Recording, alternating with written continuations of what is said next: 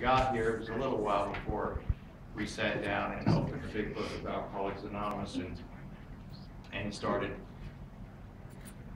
reading the black parts. You know, like most people, I don't know, certainly like me, I kind of were a little bit of a rebellion going on there. But we sat down and we worked the steps, and all that the program really asks you to do is to do it the best that you can. We don't grade these things. I don't want to copy of them, you know, you do. But for the first time in a long time, you have a chance to be honest. And, you know, people have hurt us and we've hurt them, and we need to get to that point where we can forgive them. And the result of all of that, well, this young man, what I call young anyway, you know, I've seen him with nothing. Had to have transportation to get here. Had a bicycle. I never had to have one of those. Well, never mind. And I've seen, if you put all these things together from then to now, you could sort of say I've seen him grow up. And, yeah, we have. And that's the biggest testimony that anybody can give is family being to say, you know, he's halfway decent human being today. And that's kind of all that God asked of us anyway. This is a gift that we have. But he does have a car today. That's just, has a valid driver's license. I hope he's got insurance. You know, he just has all those things that respectable people have. And we give out these little chips for doing the right thing. Anyway, Philip, come get your 5-year chip.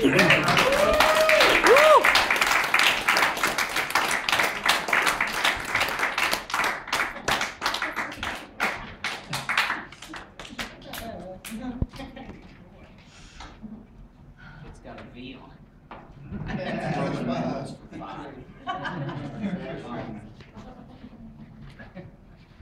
Most everything he said, I guess everything he said was true. I feel like I've grown up. Only thing he left out was that I was able to go back to school too. Learn a little bit more.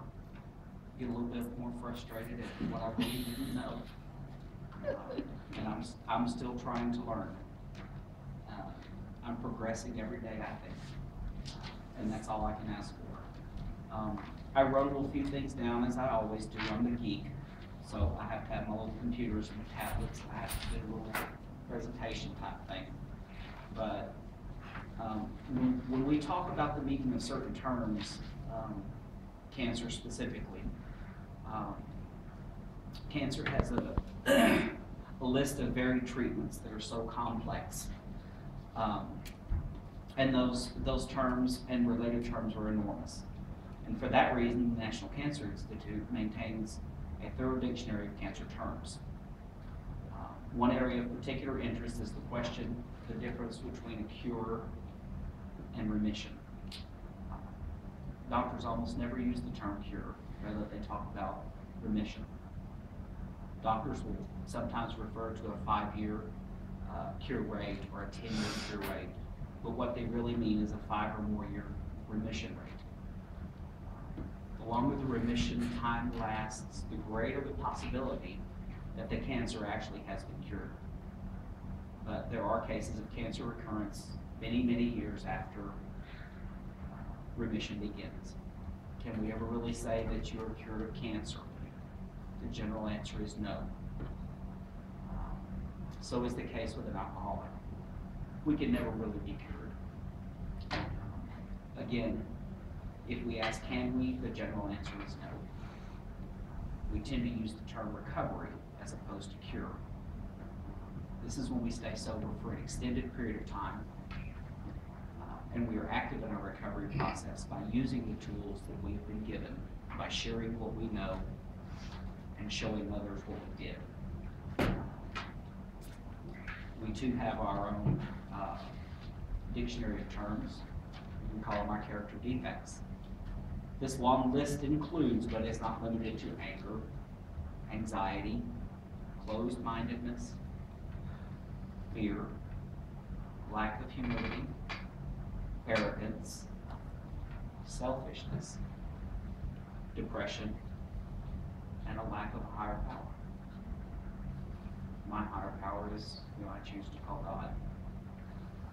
The problem with those that suffer from this grave illness feel the need to use alcohol to relieve those symptoms and to bury those character defects instead of discovering a way to work through them without alcohol.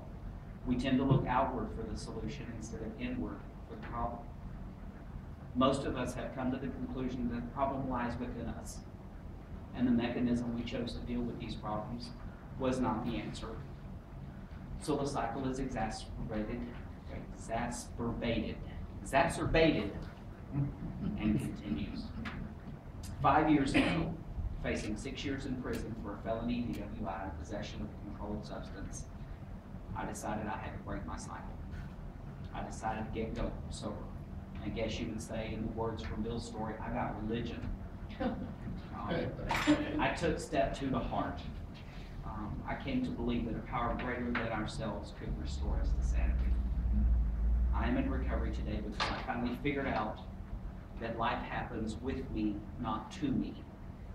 I am sober and living in a life today with the help of my sponsor, this group of people who I can relate to, and a family that now and have always supported me. And most of all, that power that is greater than ourselves, whom I choose to call God. And I thank you all for being part of this today, being here for me, being here for each other. I'm in recovery today. Today I'm sober. Thank you.